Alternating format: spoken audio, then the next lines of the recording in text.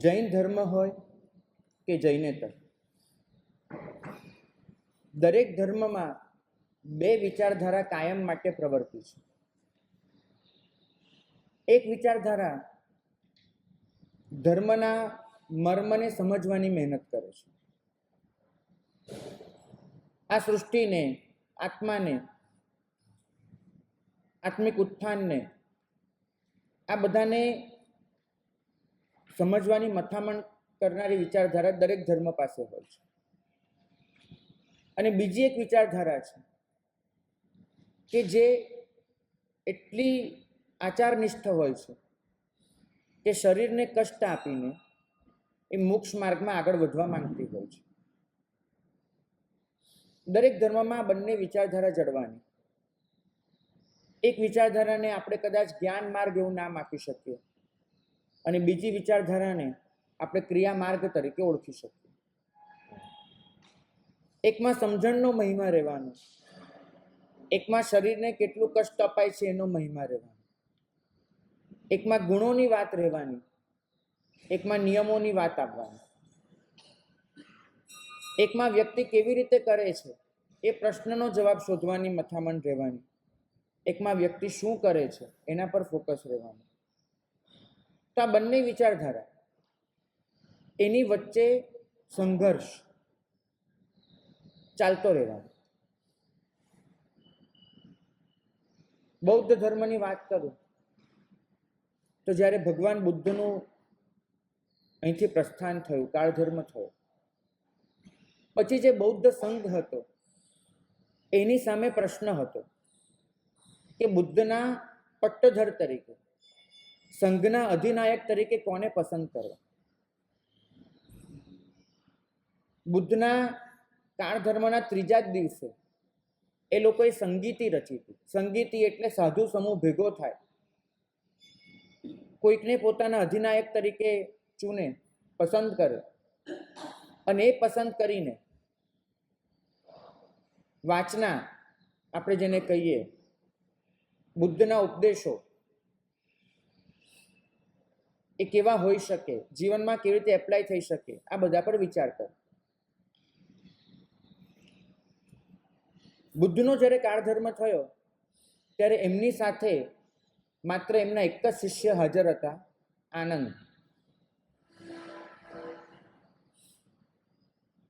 આનંદ પાસે બુદ્ધનો છેલ્લો સંદેશો હતો અને માત્ર છેલ્લો નહીં, બુદ્ધ પોતાના સમગ્ર જીવનમાં જે પણ બોલ્યા હતા એ જો કોઈને સૌથી વધારે યાદ હોય, બુદ્ધની વિચારધારાના બહુ ઊંડાણથી સમજવાની જેની પાસે ક્ષમતા હોય, આનંદ એવું વ્યક્તિત્વ હતું. સ્વાભાવિક રીતે આનંદને અને આનંદ સાથે સંકળાયેલા લોકોને એમ હતું કે બુદ્ધના વારસદાર તરીકે એ જ હશે. આનંદને પોતાની સત્તાની નહોતી પડી, પણ એટલું ચોક્કસ હતું કે બુદ્ધનો સંદેશો એ વધુ લોકો સુધી પહોંચાડવો છે. બુદ્ધના જ બીજા પટ્ટધર હતા મહાકશ્યપ, મહાકાશ્યપ. મહાકાશ્યપ એમની સાધનાચર્યા એવી કે જેમાં એમને ધૂણી ધખાવી નાખી. પહેલું જ વાત લઈએ તો મેલા કપડાં, ત્યાંથી શરૂઆત કરવાની. તો મેલા કપડાં, શરીરને કષ્ટ આપવાનું, અનેક પ્રકારના તપ કરવાના, અનેક પ્રકારના નિયમો લેવાના, આ મહાકશ્યપની સાધનાનું રહસ્ય હતું. લોકોમાં મહાકશ્યપ ખૂબ પ્રતિષ્ઠિત હતા, એક તપસ્વી તરીકે, ત્યાગી તરીકે. સંઘ પાસે બે ઓપ્શન હતા બુદ્ધના પટ્ટધર તરીકે સ્વીકારવા માટે: કાં તો ભદંત આનંદને લે, કાં તો ભદંત મહાકશ્યપને લે. અને આશ્ચર્ય ન થવું જોઈએ કે બૌદ્ધ સંઘની બહુમતી મહાકશ્યપને પટ્ટધર તરીકે નિમવા તરફ હોય.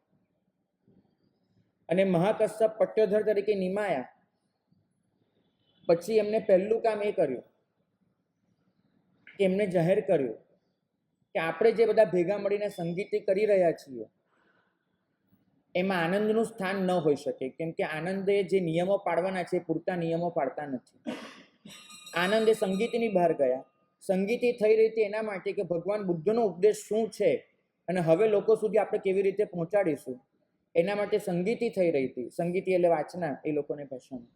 અને એમાં બુદ્ધનો ઉપદેશ જેની પાસે સૌથી વધારે છે, બુદ્ધના ઉપદેશની જેની પાસે સૌથી વધારે સમજણ છે એ આનંદ જ એ સંગીતની બહાર છે. આનંદે બધા જ નિયમો અપનાવવા પડ્યા કે જે મહાકશ્યપે કહેલા, અને બધું કરીને જ્યારે પોતે એમાં પ્રવેશ્યા ત્યારે મહાકશ્યપે એમને સંગીતીમાં લીધા. આનંદ છેક સુધી કહેતા રહ્યા કે બુદ્ધનો છેલ્લો ઉપદેશ મારી પાસે છે, તો કોઈ સાંભળો. અને લોકોએ ના પાડી કે જ્યાં સુધી તમે પવિત્ર નથી થતા ત્યાં સુધી તમારી પાસે અમે ઉપદેશ લેવાના નથી. આ બે વિચારધારા વચ્ચેનું ઘર્ષણ છે. આ બે વિચારધારા એની વચ્ચેનો તફાવત છે. લોકો હંમેશા એ વસ્તુને પ્રિફર કરતા રહ્યા છે કે તમે કેટલા કડક નિયમો પાડો છો. તમે જોજો આજે પણ પ્રભુના નિર્વાણને 2500 વર્ષ વીતી ગયા પછી પણ આપણે ત્યાં હજુ પણ એ વાતનો મહિમા ઘણો રહ્યો છે કે કોણ કેટલું કડક ચારિત્ર પાડે છે. બહુ સ્વાભાવિક રીતે મેલા કપડાં આપણને આકર્ષે છે. બહુ સ્વાભાવિક રીતે અમુક પ્રકારના નિયમો એ આપણને અહોભાવ પ્રેરે છે, અને એમાં કશું ખોટું પણ નથી. આવું હોવું જ જોઈએ. કડક ચારિત્ર નિયમો એના માટેનો બહુમાન ભાવ હોવો જોઈએ. પણ સામે જે બીજી વિચારધારા છે એ તરફ જ્ઞાની ભગવંતોનો વધારે પક્ષપાત છે, એ ભૂલવું ન જોઈએ.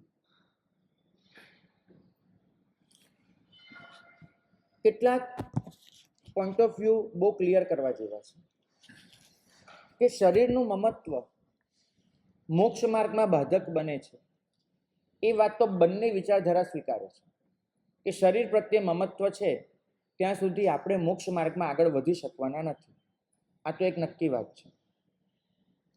પ્રશ્ન માત્ર એટલો કે નિયમો દ્વારા આપણે શરીરની પડોજનમાંથી છૂટવાનો પૂરેપૂરો પ્રયત્ન કરીએ, વસ્ત્રનો પણ ત્યાગ કરી દેવા સુધીની નિષ્પરિગ્રહ દશાને આપણે સ્વીકારી લઈએ અને તપ કરીને શરીરને સૂકવી નાખવા સુધીની આત્યંતિક સાધના કરી લઈએ. આ બધું જ કરીએ. શરીરની પડોજનમાંથી છૂટવાનો પ્રયત્ન, શરીરને સૂકવી નાખવાનો પ્રયત્ન, અત્યંત નિષ્પરિગ્રહ દશા કેળવવાનો પ્રયત્ન, આ બધું કર્યા પછી પણ પારમાર્થિક રીતે આપણું આત્મકલ્યાણ થઈ રહ્યું છે એવો અનુભવ કેમ નથી થતો? આપણે મોક્ષ માર્ગમાં આગળ વધી રહ્યા છીએ એવી પ્રતીતિ કેમ નથી થતી? કદાચ ધર્મના માર્ગમાં તમે 10 વર્ષ પહેલા પ્રવેશ કર્યો હશે અને તે સમયે તમને જેટલો આત્મવિશ્વાસ હશે એટલો જ કદાચ 10 વર્ષ પછી છે. બધું જ છે આપણા જીવનમાં અનુભવ ખૂટી રહ્યો છે. સાધનામાં ધીમે ધીમે આપણે ઓર મજબૂત બનતા જઈએ છીએ, પણ એ આટલો વખત વિતાવ્યા પછી પણ, એ મજબૂતાઈ કેળવ્યા પછી પણ આપણને એ અહેસાસ નથી થતો કે આપણે મોક્ષમાં પ્રગતિ કરી રહ્યા છીએ, મોક્ષ માર્ગ પર આપણી પ્રગતિ ચાલુ છે, એવો અહેસાસ નથી. પ્રભુ આ મૂંઝવણ એનું નિરાકરણ આપવાનો પ્રયત્ન કરે છે. પ્રભુ એટલું ફરમાવે છે કે તમારી નિષ્પરિગ્રહતા, તમારો પરિગ્રહ છોડવાનો ભાવ, તમારી અકિંચનતા, દુનિયામાં કાંઈ નથી જોઈતું મને, આ તમારો ભાવ, તમારું તપ, તમારો ત્યાગ, તમારું યમ નિયમનું પાલન, આ બધું જ માત્ર રિવાજ નથી ને, એટલું ચેક કરજો. માત્ર પરંપરાનું અનુસરણ રિવાજ નથી ને. તમે આ બધું કરી રહ્યા છો એમાં તમારો ઉદ્દેશ્ય તો સ્પષ્ટ છે ને કે આ શેના માટે છે. મેલા કપડાં એની ટેવ ન પડવી જોઈએ. મેલા કપડાં પહેરવા એ કોઈ નિયમ નથી. નિયમ એટલો હોઈ શકે કે મારે શરીરની કે શરીર સાથે જોડાયેલી વસ્તુની આળપંપાળ નથી કરવી. સહજ રીતે જે હશે તે હશે અને મને એનો સ્વીકાર હશે. પણ ધારો કે એવું બને કે મેલું કપડું ખૂંચવાઈ જાય, ઝૂંટવાઈ જાય, મેલું કપડું ફાટી જાય અને નવું કપડું પહેરવાનું આવે, તેમાં કોઈ તકલીફ ન પડવી જોઈએ. મેલા કપડા સાથે આપણું અસ્તિત્વ જોડી દઈએ કે મને તો મેલા કપડા જ જોઈએ, તો પાછું એક બંધન થઈ ગયું. મૂળ વાત છે કે જે પણ છે એનો સહજ ભાવે સ્વીકાર. કપડું ચોખ્ખું હોય તો પણ સ્વીકાર, કપડું મેલું હોય તો પણ સ્વીકાર. શાસ્ત્રમાં લખે છે કે જીનકલ્પી મહાત્મા ઊભા છે. શરીરને કષ્ટ આપવા માટે મહા મહિનાની આકરી ઠંડીમાં તળાવના પાળે ઊભા છે. ભયંકર પવનના સુસવાટા વાય છે. પાણીના બિંદુઓ સાથેનો ઠંડામાં ઠંડો પવન આવી રહ્યો છે. શરીર ધ્રુજી રહ્યું છે, દાંત કકડી રહ્યા છે અને છતાંય અડગ બનીને ઊભા છે. અને એવી વખતે ત્યાંથી પસાર થતી કોઈ વ્યક્તિ એ મહાત્માને જુએ અને મહાત્માને જોઈને એના દિલમાં દયા જાગી, અનુકંપા જાગી, કંઈ પણ થયું, એ વ્યક્તિએ ધાબળો ઓઢેલો છે, એ ધાબળો ઉતાર્યો અને ધાબળો ઉતારીને પેલા મહાત્માને ઓઢાડી દીધો કે જે નગ્ન બનીને આ ઠંડી સહન કરવા માટે જ ઊભા છે, એમને ઓઢાડી દીધો. પેલા મહાત્માને શું થશે? શાસ્ત્ર કહે છે કે જો એ મહાત્માને એવો વિચાર આવે કે આ બહુ સારું થયું કે પહેલા આવી રીતે દરકાર કરી અને મને ઓઢાડી દીધું, એવો વિચાર જો આવે તો ખોટું છે જ. પણ એવો વિચાર નથી આવતો, કેમ કે મહાત્માએ બધું છોડીને જ નીકળ્યા છે, એના માટે જ નીકળ્યા છે, એવો વિચાર આવવાનો તો પોસિબલ જ નથી. પણ એવો વિચાર આવે કે આ ધાબળો મારી સાધનામાં બાધક બન્યો, આ ધાબળો મને ઓઢાડ્યો, મારે ફેંકી દેવો જોઈએ, હવે મને ઠંડી નહીં લાગે, હવે મારા કષ્ટો, મને કષ્ટ નહીં મળે, મારા કર્મો નહીં ખપે, એવો વિચાર આવે અને મનમાં એવું થાય કે ધાબળો નીચે પડી જાય તો સારું અને પાછી પહેલાની જેમ ઠંડી લાગવા માંડે તો સારું, તો પણ સાધના માર્ગની ખોટ છે. સાધના માર્ગની એ પણ સચ્ચાઈ નથી, એ પણ સાધના માર્ગમાં ખોટ જ ગણાશે. કારણ કે કોઈકે ધાબળો આપ્યો એનો સહજ ભાવે સ્વીકાર નથી. શાસ્ત્ર એટલું જ ફરમાવે છે તમને, સાધના માર્ગ એટલું જ કહે છે તમને કે તમારા મેલા કપડાં હોય કે તમારો નિષ્પરિગ્રહ હોય, ઓલા મહાત્મા કુદાકૂદ કરી મૂકે એમ ધાબળો પડી જાય એના માટે અને પાછા નગ્ન બની જાય ત્યારે એમને જંપ પડે તો સમજવું નગ્નતાનો પણ એક રિવાજ થઈ ગયો હતો, નગ્નતાનો એક આગ્રહ થઈ ગયો હતો. આગ્રહ આ શાસનમાં કોઈ વસ્તુનો ન ખપે, કોઈ પણ વસ્તુનો નહીં. યમ નિયમ આપણા માત્ર પરંપરાઓ છે. ઘણી બધી વખત જોજો તમે, અને એવી પરંપરાઓ કે જેનો આપણને મિથ્યા અભિમાન પણ છે અને મિથ્યા ગૌરવ પણ છે. આપણે કદાચ આ રિવાજોનું અનુસરણ કરીને એમ માની લઈએ છીએ કે આપણે મોક્ષ માર્ગમાં ક્યાંક આગળ વધી જઈશું, પણ એવું નથી બનતું.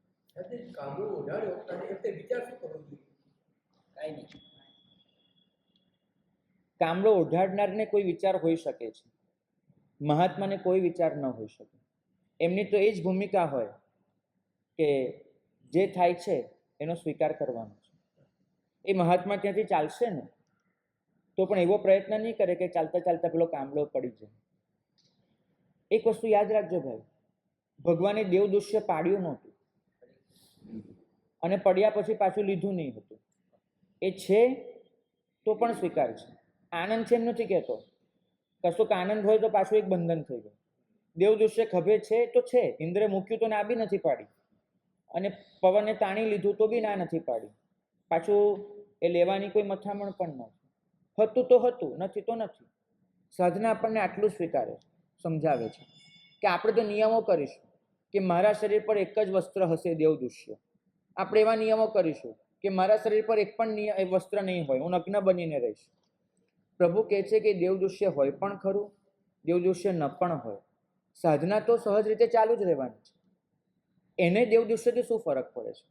દુનિયાવી નજરે ફરક પડતો હશે એક દેવદૃશ્ય વાળા મહાવીર હતા અને એક દેવદૃશ્ય વગરના મહાવીર હતા. દુનિયા એમ જોવે છે કે મહાવીર કપડા વાળા છે, મહાવીર કપડા વગરના છે, મહાવીર નગ્ન નહોતા, મહાવીર નગ્ન છે. આ દુનિયાનો દૃષ્ટિકોણ છે. મહાવીરે તો ન તો કપડું સ્વીકાર્યું છે, ન તો કપડું ઇનકાર્યું છે. મહાવીર તો નગ્ન જ છે.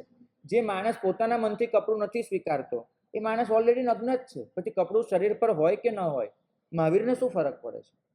કોઈ ફરક નથી પડતો. આપણી સાધનાનો આદર્શ આ છે.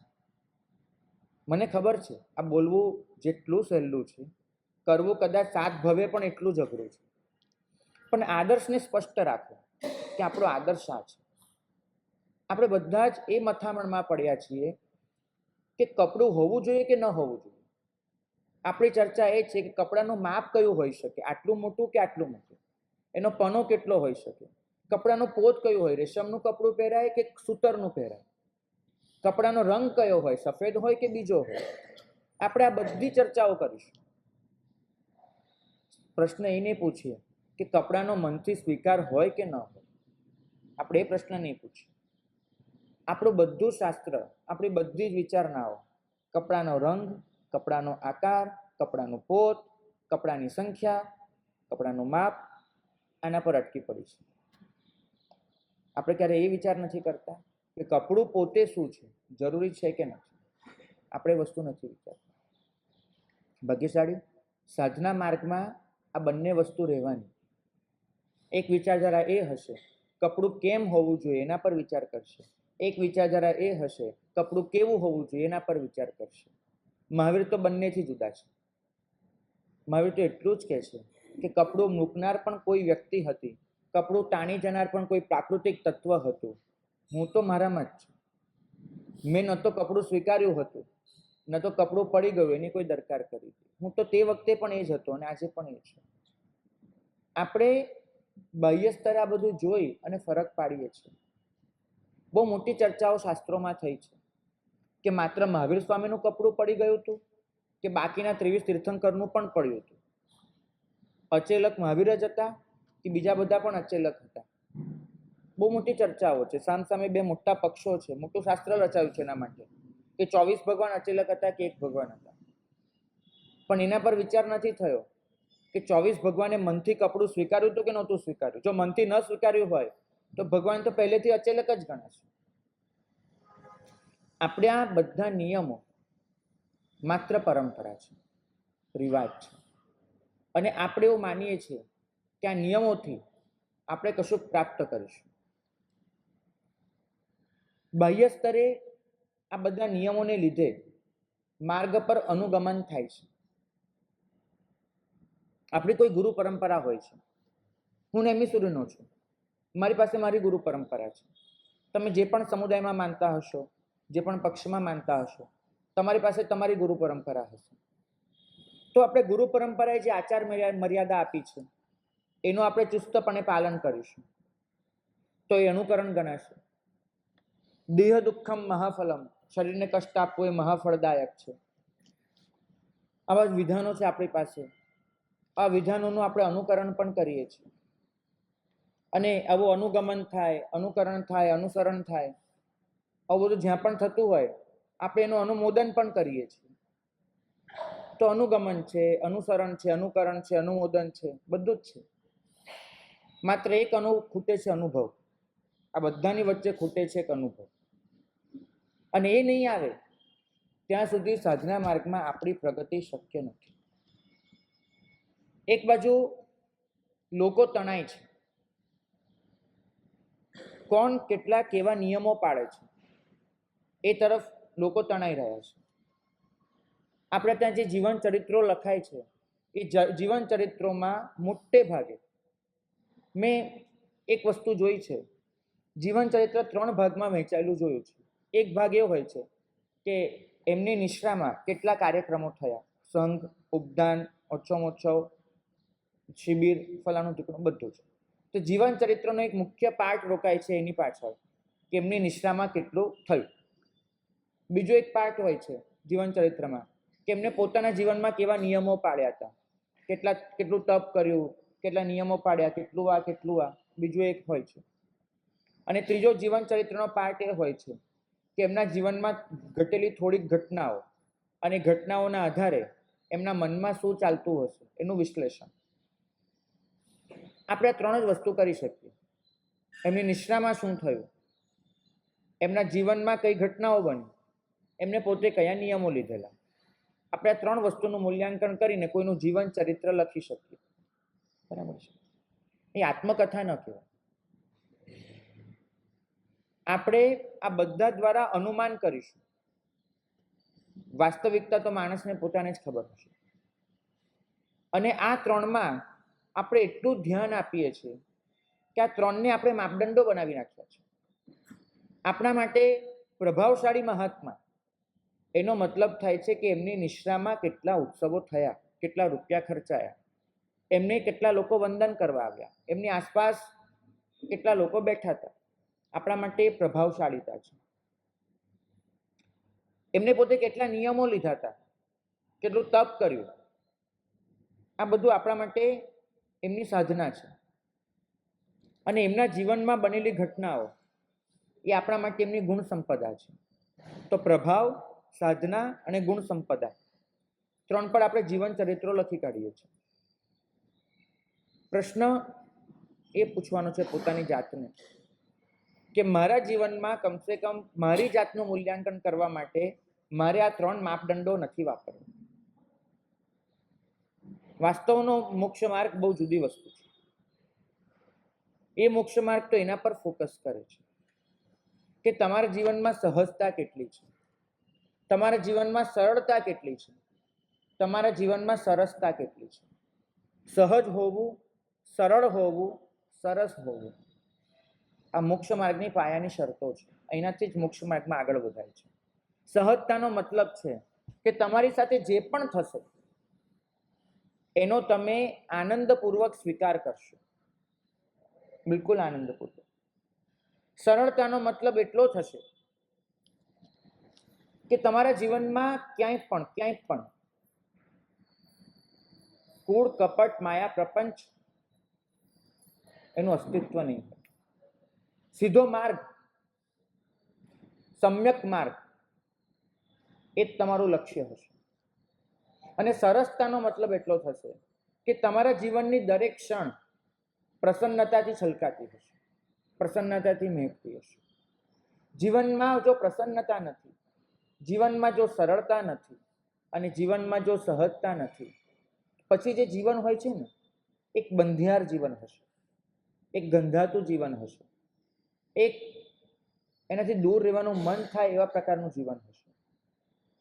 આપણે સહજતા લાવવી છે, સરળતા લાવવી છે, સરસતા લાવવી છે.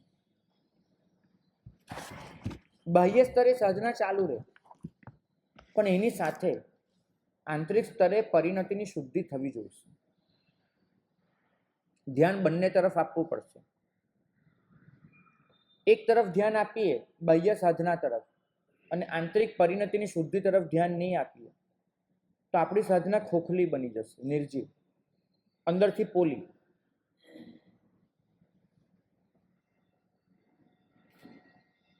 પ્રભુએ ફરમાવ્યું છે કે સાધક આત્મા જ્યારે નિર્જીવ સાધનાના માર્ગે નીકળી પડે છે ત્યારે 4 દોષોમાં ફસાઈ જતો હોય છે.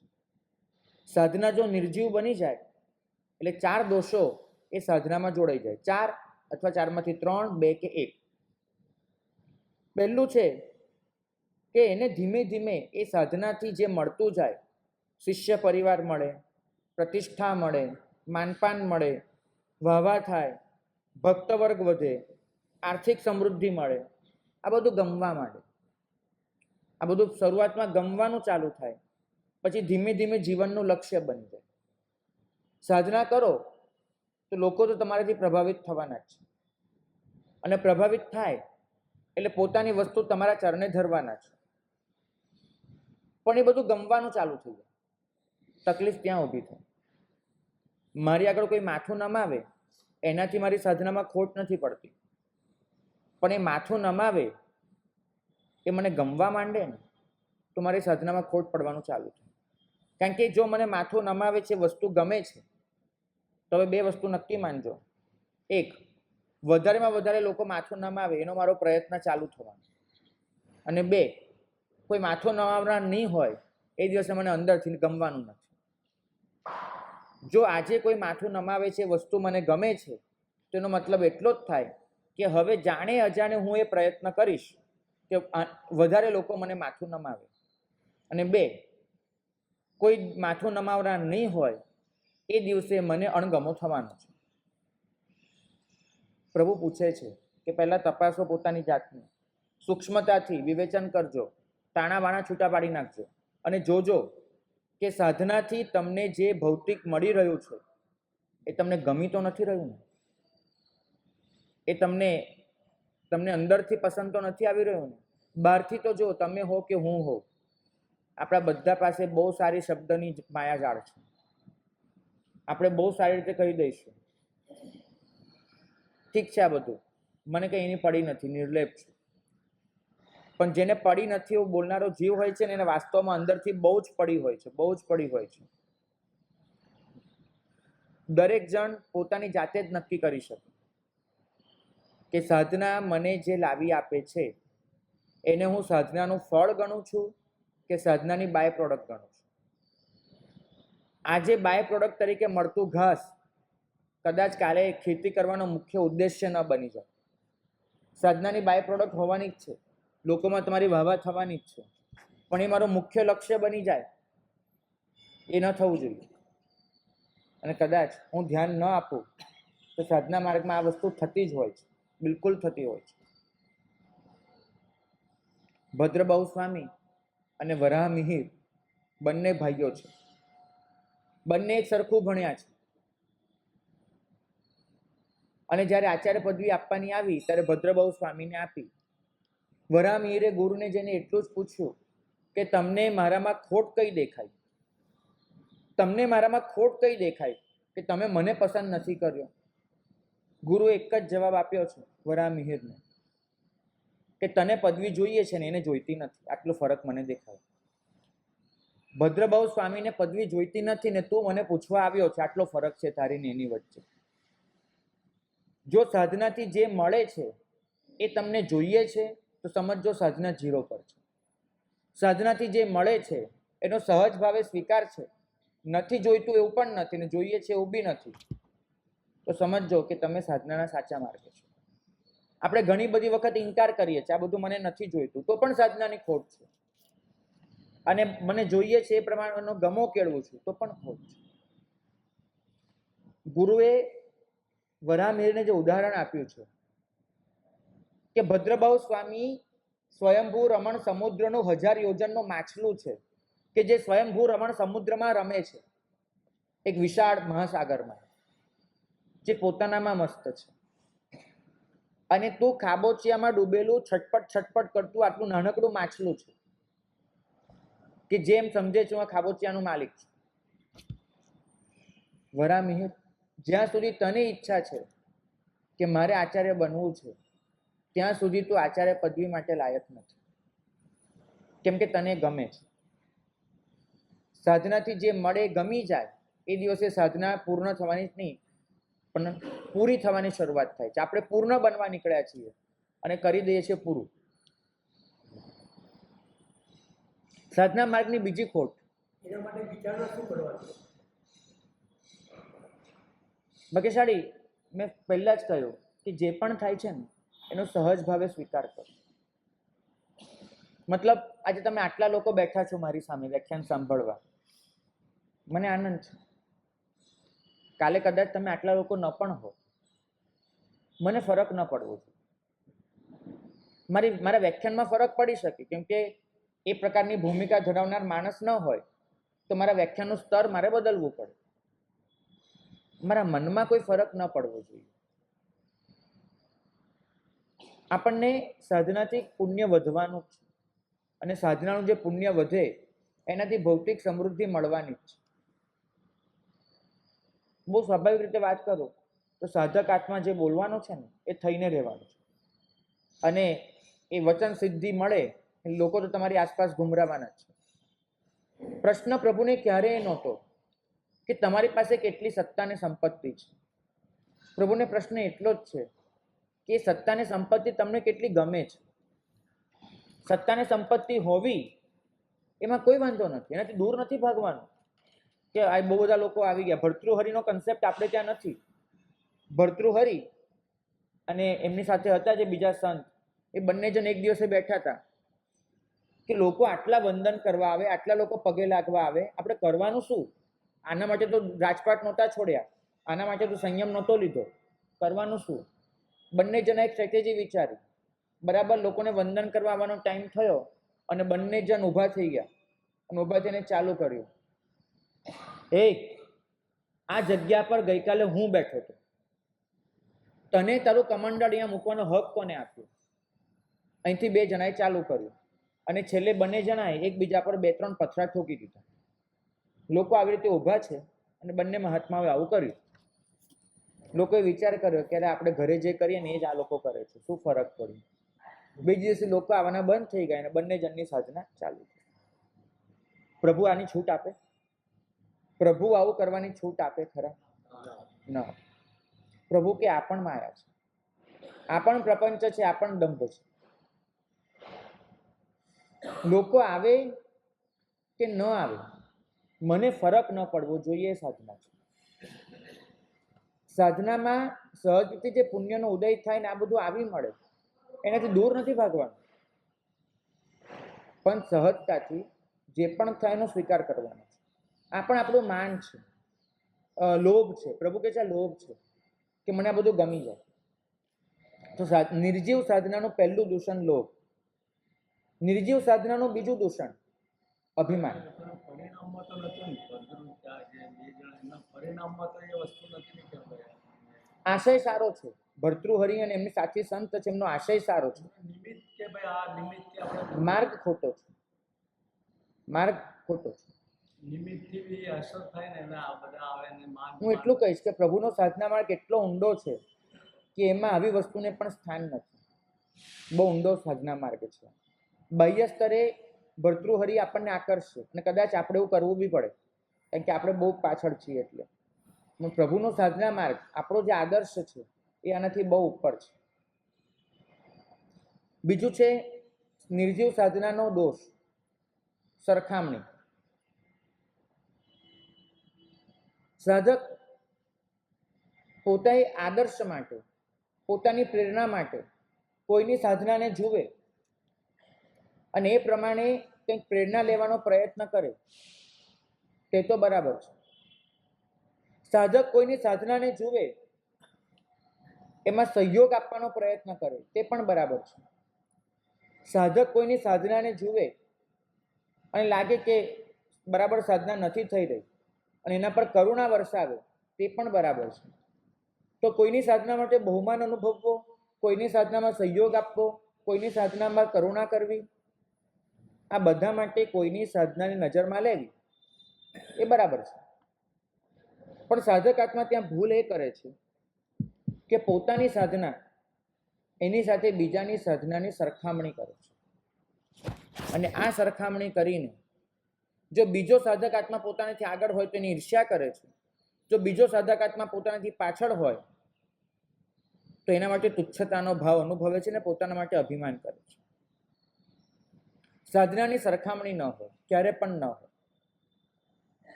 મેં 28 કરી જીવનમાં 3જી વાર. સામે એક મહાત્મા મળ્યા, એમને હું પૂછું તો સાહેબ આપની 28 કેટલામી વાર? અને મહાત્મા એમ કહે કે મારી 3જી વાર નહીં પણ બીજી વાર છે. અને મનમાં કરું કે મારાથી પાછળ છે, બીજી વાર ને મારે 3જી વાર, તો સમજવું મારી 28 ગઈ. આપણે સાધનામાં ખૂબ સરખામણીમાં ઉતર્યા છીએ. એક બાજુ આચારાંક સૂત્ર એમ ફરમાવે છે કે 2 મહાત્મા એક સાથે કાયોસર્ગ લઈને ઊભા છે.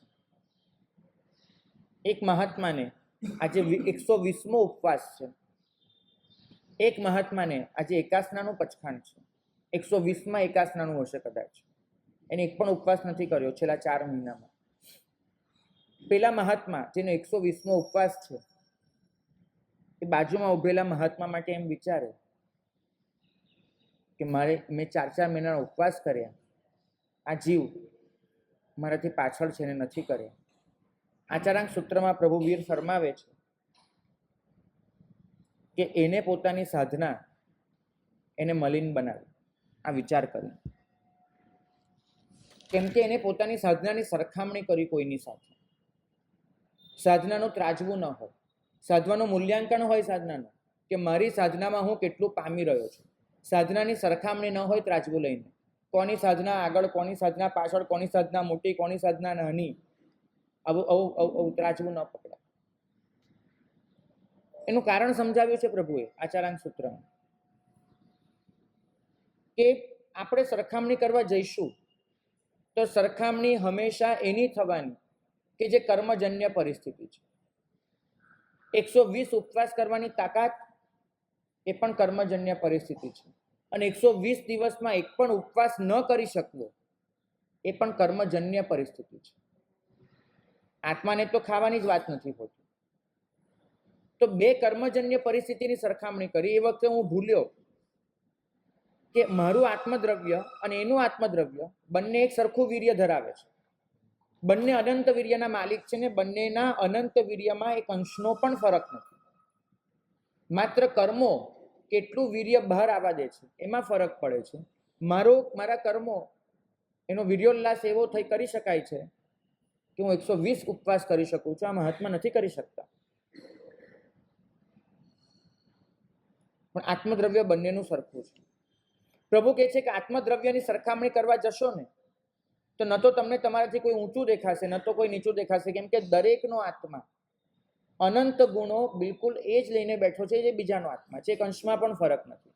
તો બે આત્માની સરખામણી કરશો, ન તો કોઈ ઊંચું છે, ન તો કોઈ નીચું છે. પરંતુ કર્મોની સરખામણી કરવા જશો તેમાં તો ઉચ્ચ નીચે મળવાનું. અને પ્રભુ એમ કહે છે કે કર્મની સરખામણી કરતા કરતા આપણે વાક્ય પ્રયોગ એવો કરીએ છીએ કે આ મારાથી નીચો છે, આ મારાથી પાછળ છે. મનમાં કદાચ બોલીશું નહીં સજ્જન હોવાને લીધે, મનમાં તો આ જ થાય છે. આનો મતલબ આત્મદ્રવ્ય આવ્યું. તમે એમ કહી શકો કે કર્મજન્ય પરિસ્થિતિ એની જુદી છે ને મારી જુદી છે, પણ તમે કહો છો કે આ મારાથી નીચો છે, આ મારાથી પાછળ છે સાધના માર્ગમાં. મતલબ તમે એક આત્માને તમારાથી નીચો ગણ્યો, તમે એક આત્માને તમારાથી પાછળ ગણ્યો, અને આ તમારું ઘોર મિથ્યાત્વ છે. બે આત્મા સરખા છે, અનંત ગુણોના માલિક છે, એ સમજવું એ સમ્યક્ત્વ છે. બે આત્માની સરખામણી કરી અને એક આત્માને પાછળ સમજવો એનાથી મોટું મિથ્યાત્વ કયું? જે ઓછું કરે છે વિચારે કે હું પુરુષાર્થ ઓછું કરું. મેં પહેલા જ કહ્યું કે કોઈકની સાધનાની પ્રેરણા લઈ શકાય છે, પ્રેરણા માટે કોઈની સાધનાને જોઈ શકાય છે, સહયોગ આપવા માટે કોઈની સાધનાને જોઈ શકાય છે, કરુણા કરવા માટે કોઈની સાધનાને જોઈ શકાય છે. સરખામણી માટે કોઈની સાધનાને જોઈ શકાતી નથી. અને આપણે જીવનમાં સરખામણી પર જ ગયા છીએ. યાદ રાખજો, હું 71મી ઓળી કરતો હોઉં વર્ધમાન તપની, અને મારી આગળ કોઈ 40મી ઓળી કરનારો જીવ આવે છે ને, હૃદયમાં અનુમોદનાનો ભાવ નથી આવતો. મને એમ થાય છે હું એનાથી આગળ છું, એ 40 પર છું, હું 71 પર છું. ઘણીવાર જોજો, બધા માટે આ વિધાન નથી કરતો, પણ લગભગ આપણા જીવનમાં આવું બન્યું છે. જીવનમાં જ્યાં સુધી 28 નહોતી કરી ત્યાં સુધી કોઈ 3 ઉપવાસના પણ પચકાણ કરતું હતું ને આપણે હાથ જોડાઈ જતા હતા, ને હાથ તો ઠીક છે, મનમાં ભાવ નીકળતો હતો તો આ જીવે 3 ઉપવાસ કર્યા, કેટલું સરસ કર્યું. મેં એકવાર 28 કરી લીધી. હવે કોઈ મને મળે છે ને પર્યુષણમાં, મારે 8મો છે ને પેલો કોઈ આવે છે જીવ કે આજે મારે 3જો ઉપવાસ 8મ કર્યો છે, સારું સારું, હા ભાઈ બહુ સારું કર્યું, બહુમાન નીકળી જાય છે. કેમ કે હું એવું સમજી લઉં છું કે હું એનાથી આગળ છું, મેં તો 28 કરી દીધી. તમે બરાબર જોજો કે તમે સાધના માર્ગમાં થોડુંક બી આગળ વધ્યા તો તમારું સૌથી મોટું નુકસાન એ થયું છે કે અત્યાર સુધી તમે જે અનુમોદનાનો ભાવ રાખતા હતા એ અનુમોદના નીકળી ગઈ છે તમારામાં. તમને એમ થાય છે કે આ તો મેં કરી લીધું, આ તો મારાથી પાછળ છે. તો આ સરખામણી એ સાધના માર્ગ, નિર્જીવ સાધનાનું લક્ષણ છે કે તમારી સાધના સજીવ નથી, તમારી સાધના નિર્જીવ છે. પહેલું લક્ષણ છે ભૌતિકતાનો ગમો, પસંદ. બીજું લક્ષણ છે નિર્જીવ સાધનાનું સરખામણી. સાધનાને સહજ રાખો, સરખામણીમાં નહીં ઉતરો. કોણ કેટલું કરે છે એ તમારો પ્રશ્ન જ ન હોઈ શકે, ક્યારેય ન હોઈ શકે. અહીં તો છે ને ભૈયા, આપણે દરેક જણાએ કાર્ડ લઈને ફરવું છે, બધાની પાસે નોંધ છે, કેટલા નવતાર ગણ્યા, કેટલા ઉપવાસ કર્યા, કેટલામી વાર કર્યા, આમ તેમ ફલાણું ઢીકણું. આના સિવાય ખબર નહીં, ચાલતું જ નથી. આ બધી સરખામણી, આંકડા જ્યાં છે ને ત્યાં સરખામણી આવવાની, નક્કી માનજો. તમારે સરખામણીથી બહાર નીકળવું છે, આંકડાની માયાજાળમાંથી નીકળવું પડશે. તમને ખબર છે યુગલિક કેમ સુખી હતા? યુગલિકને એ ખબર નહોતી કે હું કેટલા વર્ષથી જીવું છું. એની પાસે ઉંમરની ગણતરી નહોતી. એના માટે જીવન એ જીવન હતું. ન તો એને એ ખબર હતી કે હવે મારે કેટલા વર્ષ જીવવાનું છે, ન તો એ હતું કેટલા વર્ષ જીવ્યો છું. જીવનની આ ક્ષણે હું જીવતો છું એના માટે પરમ સત્ય હતું કે હું જીવતો છું, બસ. હું કેટલા વર્ષ વિતાવીને આવ્યો અને હવે કેટલા વર્ષ એનો કોઈ એની પાસે મતલબ જ નથી. હું છું, હું જીવું છું. પણ આપણી પાસે એક મતલબ છે. હું 32 વર્ષથી જીવું છું અને પેલો 30 વર્ષ છે, મતલબ મારાથી નાનો છે. તો આ જે બાબત છે, આંકડા, જે દિવસથી ગણિતની શોધ થઈ ને એ દિવસથી સરખામણી ચાલુ થઈ. હું એટલું માનું છું. દુનિયામાં ગણિત નહોતું એ દિવસે સરખામણી નહોતું. આંકડા સરખામણી લાવી આપે છે. જો તમારે સાધનામાં સરખામણીથી બચવું હોય તો આંકડાની માયાજાળથી દૂર થજો. કેટલું, કેટલામી વાર, કેટલી સંખ્યામાં, છોડી દેજો. આ ક્ષણે હું નવકાર ગણું છું એ પરમ સત્ય છે. આ ક્ષણે હું માળામાં છું એ પરમ સત્ય છે. પછી કેટલું અને કેટલું બાકી બધું ભૂલી જાઓ. હા, ગુણો તો બધા પાસે અનંત છે. ગુણોની સરખામણી શું કરશે? સાધનાના માર્ગે પણ ગુણોની સરખામણી શક્ય નથી, જરૂરી પણ નથી. પ્રેરણા લઈ શકાય છે. ભાગ્યશાળી સાધનાનું ત્રીજું દૂષણ છે નિર્જીવ સાધના, કે મારી સાધના કોઈને આંજી નાખવાનું સાધન તો નથી બની રહી ને. કોઈને પ્રભાવિત કરવા માટે, કોઈને સંમોહિત કરવા માટે હું મારી સાધનાને વાપરી નથી રહ્યો ને. પ્રભુ આ ત્રીજો પ્રશ્ન આપણી જાતને પૂછવાનું કહે છે. પહેલો પ્રશ્ન એ કહે છે કે સાધનાના પુણ્યથી જે ભૌતિક સમૃદ્ધિ મળી રહી છે એ મને ગમી તો નથી રહી ને. બીજી વાત, મારી સામે બીજો કોઈ સાધક આત્મા આવે છે તો મારી સાધનાની હું એની સાથે સરખામણી તો નથી કરી લેતો ને. ત્રીજી વાત કે હું કોઈને આંજી નાખવા માટે તો પ્રયત્ન નથી કરતો ને. તમને ખબર છે સરખામણી ક્યાં થશે? જે બાબતમાં હું મારી જાતને આગળ ગણતો, જેમ કે હું મારી જાતને વિદ્વાન ગણું છું, તો મારી સામે કોઈ તપસ્વી મહાત્મા આવશે ને તો મને કંઈ હલચલ નહીં મચે, કેમ કે એનો માર્ગ અલગ છે. પણ મારી સામે કોઈ એમ કહેવા આવશે કે હું જ્ઞાની છું, મેં આટલા શાસ્ત્રો ભણ્યા છે, મારું ચક્કર ચાલુ થઈ જશે. એવી રીતે હું મારી જાતને તપસ્વી ગણું છું, તો મારી સામે કોઈ જ્ઞાની મહાત્મા આવશે તો મને કોઈ ફરક નહીં પડે. પણ મારી સામે જો કોઈ તપસ્વી આવશે તો મારું ચક્કર ચાલુ થઈ જશે. તમે જુઓ, ગૌતમ ઇન્દ્રભૂતિ, એને કઈ વસ્તુ, કયો શબ્દ ટ્રિગર કરી ગયો છે એના માટે? સર્વજ્ઞ. જો કોઈ મહાવીર સ્વામી આવીને એમ કહ્યું હોત ને કે હું બહુ મોટો સાધક આત્મા છું, હું બહુ મોટો તપસ્વી છું, ત્યાગી છું, તો ગૌતમને કોઈ ફરક નહીં પડે. પણ ગૌતમે પોતાનું એક અસ્તિત્વ બનાવ્યું છે સર્વજ્ઞ, અને મહાવીર સ્વામી માટે એ શબ્દ વપરાયો. મહાવીર એમ કીધું હતું વિતરાગ છું, હું દેવેન્દ્રથી પૂજ્ય છું, હું અચિંત્ય ચિંતામણી છું, તો ગૌતમને કોઈ ફરક નહીં પડતો. પણ મહાવીર સ્વામીએ શબ્દ વાપર્યો હું સર્વજ્ઞ. એ મહાવીર સ્વામી નથી વાપર્યો, એમના માટે વપરાયો, પણ એ જ શબ્દ વપરાયો એ ગૌતમ સ્વામીને અડકી ગયો. મહાવીર તો પોતાના માટે કાંઈ નથી વાપર્યું, પણ એના માટે શબ્દ વપરાયો, કારણ કે ગૌતમે પોતાની જાતને સર્વજ્ઞ ગણી છે. સરખામણી હંમેશા જોજો આપણે એની કરીએ છીએ કે જેમાં આપણે આપણી જાતને મૂકી હોય છે, માટે આપણે એની સરખામણી કરીએ છીએ. મારી સાધના કોઈને આંજી નાખવા માટે, પ્રભાવિત કરવા માટે તો નથી વપરાઈ રહી. આપણી સાધનાથી લોકો સહજ રીતે પ્રભાવિત થાય એ અલગ મુદ્દો થયો, અને લોકોને પ્રભાવિત કરી શકું એ રીતે સાધનાનું માળખું ગોઠવવું એ અલગ મુદ્દો થયો. બિલકુલ. અને મારે એવા ઉદાહરણ નથી આપવા, પણ ઘણું બધું જોયું છે આ શાસનમાં કે લોકોને આંજી નાખવા માટે જે બધું થતું હોય છે. દરવાજાની બહારની એક લાઈફ હોય છે, દરવાજાની અંદરની એક લાઈફ હોય છે. દરવાજાની બહારની જે લાઈફ છે એ વ્યક્તિત્વ છે, દરવાજાની પાછળ જે છે અસ્તિત્વ છે, અને અસ્તિત્વની વ્યક્તિત્વ એટલું જુદું પડી જાય છે. દરવાજાની બહાર જે હોય છે ને મારું ચરિત્ર છે, દરવાજાની અંદર જે હોય છે એ મારું ચારિત્ર છે. ફરક સમજો. ચરિત્ર એટલે દુનિયા જોવે છે, ચારિત્ર એટલે હું જે પાળું છું, હું જે અનુભવું છું. આપણું ચરિત્ર અને ચારિત્ર એટલું અલગ છે, આપણું અસ્તિત્વ અને વ્યક્તિત્વ એટલું જુદું છે બંને જણ બજારમાં ફરવા નીકળે ને તો એકબીજાને ઓળખી બી નહીં શકે કે આપણે એક જ માણસના છીએ, એટલા જુદા પડી ગયા છે. તો આ જે વસ્તુ છે, લોકોને આંજી નાખવા માટે થતું આપણું ચરિત્ર અને આપણું વાસ્તવિક ચારિત્ર બંને અલગ. આ સાધના માર્ગનું દૂષણ છે બહુ મોટું.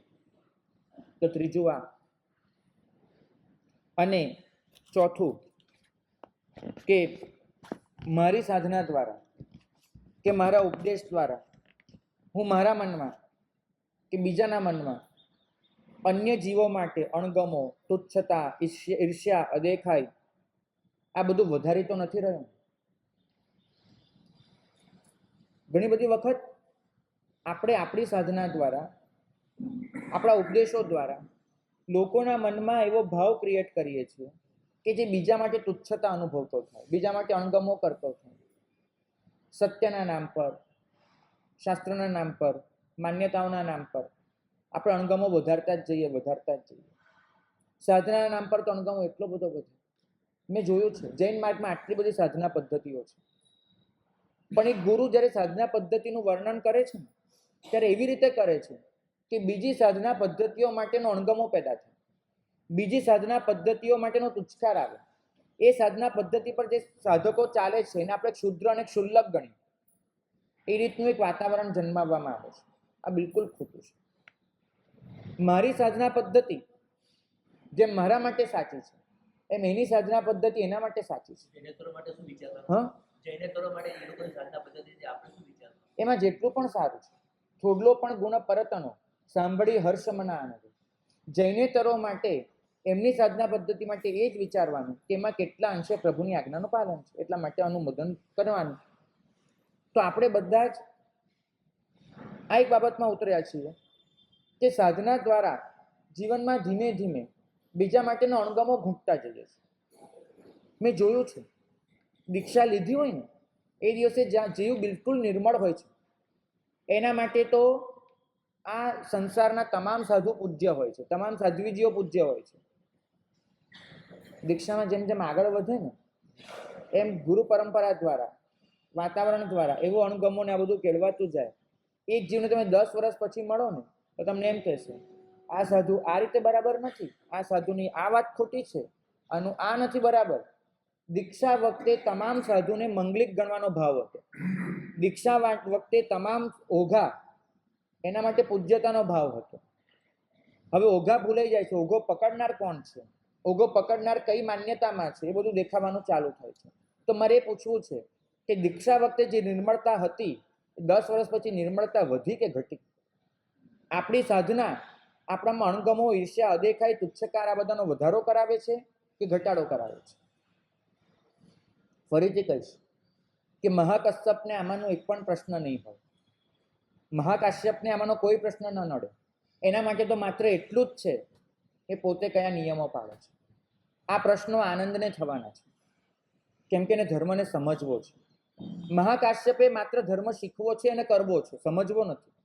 તો મહાકાશ્યપને આ ચારમાંથી એક પણ પ્રશ્ન નહીં થાય કે મને ભૌતિક સમૃદ્ધિ ગમી તો નથી જતી ને, હું મારી સાધનાની કોઈની સાથે સરખામણી તો નથી કરતો ને, કોઈને આંજી નાખવા માટે મારી સાધના વપરાય નથી રહી, મારી સાધનાથી હું મારા મનમાં કોઈના માટે અણગમો નથી વધારી રહ્યો. આ પ્રશ્નો મહાકાશ્યપને નહીં થાય કારણ કે નિયમોમાં પડ્યો છે. આ પ્રશ્નો આનંદને જ થશે કેમ કે એનું વિચારતંત્ર ખુલી ચૂક્યું છે. મારે તમને પૂછવું છે, તમારી સામે હંમેશા માટે બંને માર્ગ ખુલ્લા છે. એક માર્ગ મહાકાશ્યપનો છે, એક માર્ગ આનંદનો છે. તમારે કયા માર્ગે ચાલવું છે નક્કી તમારે કરવાનું છે. સાધના એને નિર્જીવ રાખવી છે, સાધનાને સજીવ કરવી છે. સાધનાને આંકડાની માયાજાળમાં અટવાઈ મૂકવી છે કે સાધના એ સંસારના વબણમાંથી બહાર નીકળી અને મોક્ષ માર્ગમાં પ્રસ્થાન કરવા માટે છે. નક્કી તમારે કરવાનું છે. આપણે સૌ આ પ્રશ્નનો જવાબ શોધીએ એ જ મંગલ કામના.